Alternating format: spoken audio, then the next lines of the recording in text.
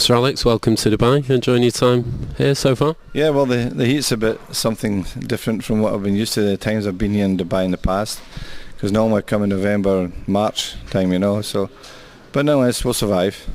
Something that interests me, you said in the press conference earlier about the book, the Opus book, you said that you've been approached on many occasions before, books, films, etc., a lot of commercial projects to do with Manchester United, which is understandable, I think. And you said prior to Opus approaching, you've been cold on projects. What changed your mind with this one? Well, when I was first approached by Kraken, I was a bit sceptical about it too. Just as simply because of the experience I've had of dealing with people who've come to us about projects about Manchester United, films, videos, books in the past, and we've really always cold-shouldered it, simply because we're very sensitive to the families of Munich air disaster, because most of it is always centred around that. The main part has always been centred around about the Munich air disaster, so we've always cold-shouldered these attempts. But when this approach came, they showed me the Muhammad Ali book, and I says, that's Manchester United. That is what Manchester United should be. A book which encapsulates the club and its history and the personalities. And because sometimes, particularly in black and white, I don't know what you feel about some in black and white photographs. To me, it pushes history out to you.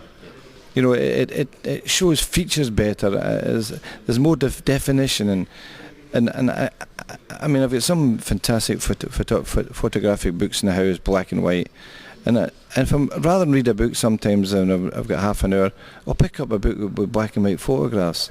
There's a fantastic book out, The Century, press photographs of the century, the 20th century. I don't know if you've ever seen it, and it's black and white. It's phenomenal. And when I saw the cracking book on Muhammad Ali, and of course there are some colour photographs in it, but to me the text, read some things I never knew about Muhammad Ali, photographs I've never seen before, just the same as the Manchester United Opus book. There's photographs in the Opus book I'd never seen before about Manchester United. I don't know where they got them actually. It's amazing because, and I think that's what makes it different. It is a different book from anything that's ever been done. A picture can tell 1,000 words. I've been to the Manchester United Museum myself on many occasions. Is it fair to say that the book, to me, just having a flick through that, seems to me like a mini extension of the museum? I think you're right. I think it's maybe even more than a mini extension. I think it probably broadens the whole history out in a photographic form. And of course the texts are important also, because you'll get the stories about Bobby's time at United when he was a young lad, and I can listen to Bobby Charlton all the time when he talks about the early days of United, because it was a period in which Manchester United were starting to rise after the place had been bombed in the war, and Samat took over in 46, 47, won the FA Cup in 48, and the whole club rose through his great belief in young people, young players. And Bobby's great at telling you about how that really played its part for him, how they were sold, the club was sold to him, that he would get a chance, that Jimmy Murphy and Bert Wally and people like that said to Bobby Charlton, you come to Manchester United and you'll play in the first team. And they believed that, and it was true. And I think that and so when Bobby writes in his text about these days and Dennis Law's time and Eric Cantona's time, that it's parts of their story you haven't heard before. And that's an interesting thing for me, because although I've got great associations with these people, it's funny, but you never see me talk about the past with them. It's always the future, if you know what I mean. With Eric Cantona in particular, when he was time with us, it was always about the club and doing well. And what I tend to do with Eric when he came to our club was to ignore his past, look to the future with him. That I told him, this is a club that you can make. And of course he was made for Manchester United. He strut his chest out in that field and said, I belong here, and the collar turned up, and the crowd loved that. This is a man with the presence and the vitality that was going to make Manchester United different. Sure. I mean, this is something Roy Keane has always said when he was at the club, and I think something you probably share is that you don't dwell on too much on past successes because you want more.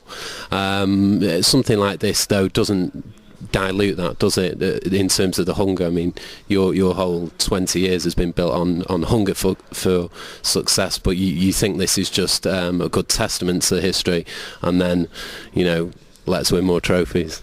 Absolutely. That I can't change because the club can't change. What would people keep saying to me? What do you want to do at Manchester United? Now I've achieved so many things, and the thing I have to do is to maintain what we've achieved, and in some areas try to get better. And that's why the drive is always there. It has to be there because the expectation of everyone about Manchester United. For instance, when Manchester United lose, it's actually bigger news, and that's how big the club is.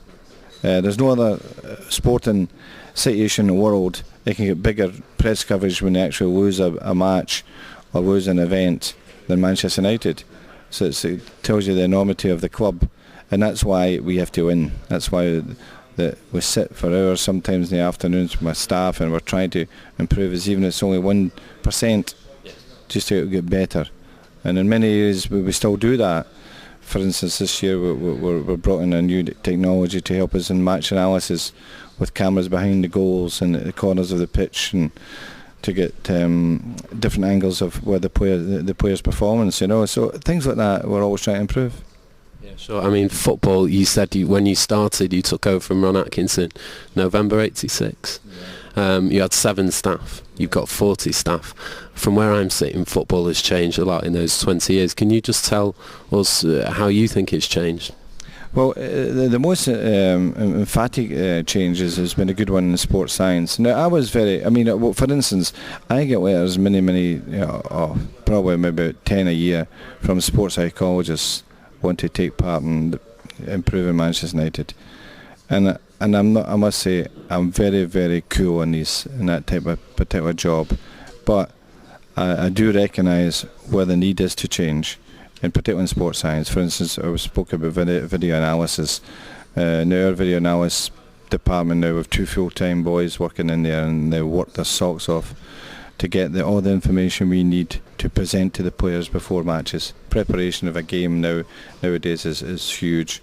So the information we have to give the players has to be 100% accurate. And also, it's not knowledge. It's not a video analysis which is boring to watch, if you know what I mean. If you put an hour and a half video for players, they'll get bored. If you make it a brief 15-minute where all the emphasis is on the strong points, the weak points of your opponents, they pay attention to that because they know it's their job. So that's one thing. Also on the medical side, which I've always been very strong on. In fact, when I was at Aberdeen, I used to beg the old chairman there to get a second physiotherapist. And he says, "You get 2 physiotherapists, it means you'll be more injuries." That was his theory. And of course, I never got a second physio. But when I went to Manchester United, I worked on that. First of all, on the physiotherapy department to make sure we'd enough cover for all the types of injuries you get. Different types of physios, some are specialists in back injuries, some are specialists in ankles and knees and things like that, and muscle injuries. So we have 5 physiotherapists in the club, and we have one girl physio, Mandy, who apart from doing her work with all the young players, she also documents their growth spurts from the day they arrive at the club at 9 years of age, and their physical prowess as each year comes, the type of training they've been used to and do as she progresses her growth spurts, which is a really important part. So all these things are taken care of now. We have a podiatrician, an optometrist, doctor, of course, weight trainer, fitness coach, masseurs, 2 masseurs, all these things. You just said to us Manchester United have to win 3 games this season. You've won 3 times. Can you just tell us how you feel the season is going so far? Well, we have a big chance this year. There's no question about that. We have a good team again. When I say good team again, I don't mean that we're short last year. What we're short in last year was the experience which a young team unfortunately gives you. You don't have experience in vital moments. But now that there is more maturity, the younger players were Ronaldo, Rooney, Fletcher, O'Shea, Richardson, all these boys. Ji-sung Park will be 2nd year with the club. They're going to get better, they're without doubt. Not just that, But what we've done, and we've been working really hard in the last 2 or 3 years, is the evolution of the next Manchester United team has meant we've put young boys out, farm out to other clubs. At this moment we have about 12 boys farmed out, and they are absolute, at least 8 of them, excellent, superb qualities to be Manchester. Can you give us some names, ones to watch? We put 4 to Royal Antwerp, and 3 of them absolute outstanding chances. The boy John Evans, Darren Gibson, who are both Irish, and Danny Simpson, a local boy from Salford, well, Eccles. But those 3 are absolute outstanding chance of being United players. The young boy Lee Martin and Phil Bars are going to Rangers, absolute outstanding chances. Giuseppe Rossi is going to Newcastle, absolute outstanding. Gerard Piqué going to Zaragoza, outstanding chances. So these boys at 18, 19 years of age, and one, Phil Bars is 21 now, have absolute marvellous chances, but they need the experience that we wouldn't give them in reserve football, because the squad we've got now is about 22, 23 players. So we have to give them that experience of elsewhere, and we're prepared to be patient in that. We're prepared to wait in that, because when it does come right, they'll be first class. So if another Opus book is made in 50 years' time, you hope some of these names will be featuring in that. There will be, no doubt about that. All right, great to meet you, Sir Alex. Thanks for speaking to SportTalk.